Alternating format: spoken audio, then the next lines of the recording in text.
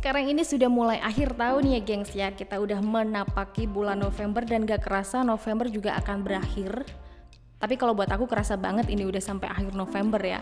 Besok udah Desember, Natal, tahun baru, dan kita akan menyambut tahun yang baru. Biasanya nih ya, kalau ada tahun yang baru, kita selalu akan membuat sebuah resolusi maupun rencana-rencana baru ke depannya. Salah satunya yakni menikah. Pokoknya setiap ganti tahun resolusinya menikah gitu aja, nggak ngerti kapan di tahun berapa. Resolusiku menikah sudah sejak 2017 kemarin, sampai sekarang juga belum keturutan ini. Nah, buat kalian yang sudah mantap ingin menikah tentunya akan menciptakan pesta pernikahan impian gitu kan ya.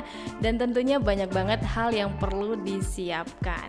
Tapi jangan sampai deh pesta pernikahanmu ini malah berujung menjadi bencana akibat adanya kasus penipuan. Aduh, hal ini memang sudah kerap terjadi ya. Banyak yang sudah menjadi korbannya para pengantin di negara kita ini. Dan seringnya pihak pengantin biasanya ini sudah menyerahkan DP atau uang muka ke yang dipasrai. Setelah memberikan uang muka atau DP itu, ujung-ujungnya uang itu malah dibawa kabur atau jasa yang diterima tidak sesuai keinginan si pengantin. Jadi yang namanya menikah itu ya normalnya kan ya memang sekali seumur hidup. Jadi saat pesta semuanya mungkin menginginkan berjalan lancar dan tanpa adanya hambatan dan kendala ya. Nah untuk itu buat para calon pengantin wajib dan fardu ain diketahui dulu dan pelajari dengan rinci soal siapa-siapa aja yang akan kamu ajak kerja sama demi mewujudkan pernikahan impian kamu. Delta punya solusinya, Delta punya rinciannya di sini dikutip dari kompas.com ya.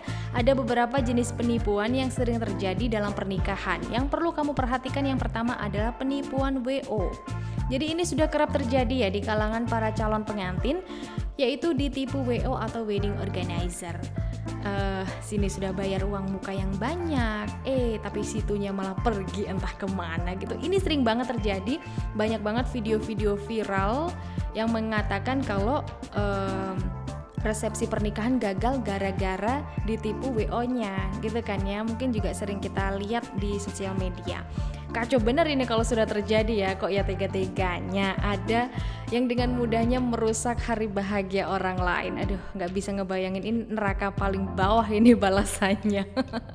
Jadi buat kamu, pastikan saja memilih WO yang memang sudah terpercaya dan terbukti kompeten ya.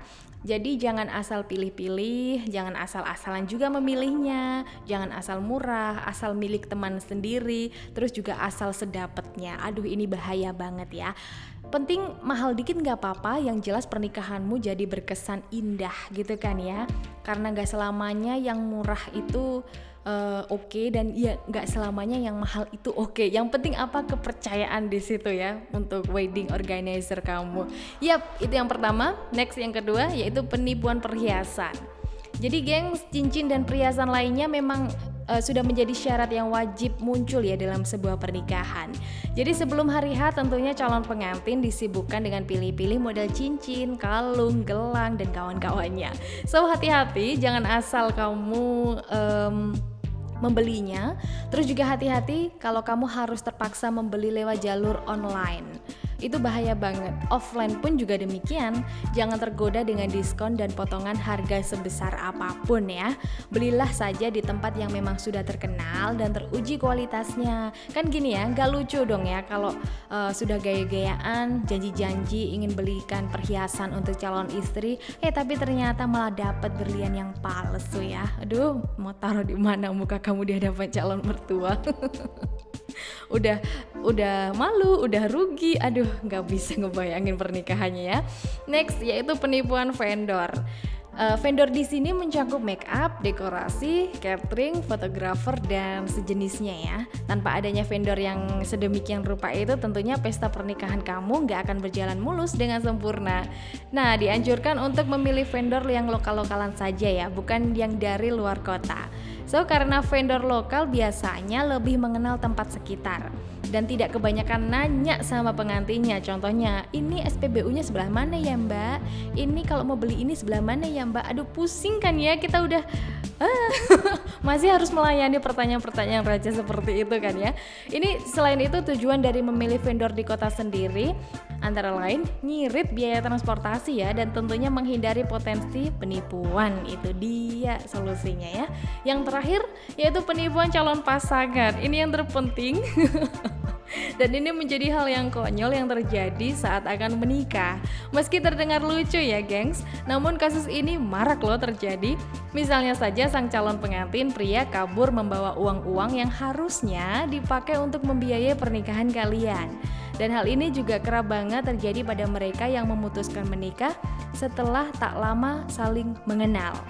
So, kamu harus mengetahui dengan pasti siapa calon pasanganmu itu. Pacaran lama pun gak menjamin ya kamu tahu semuanya tentang si doi.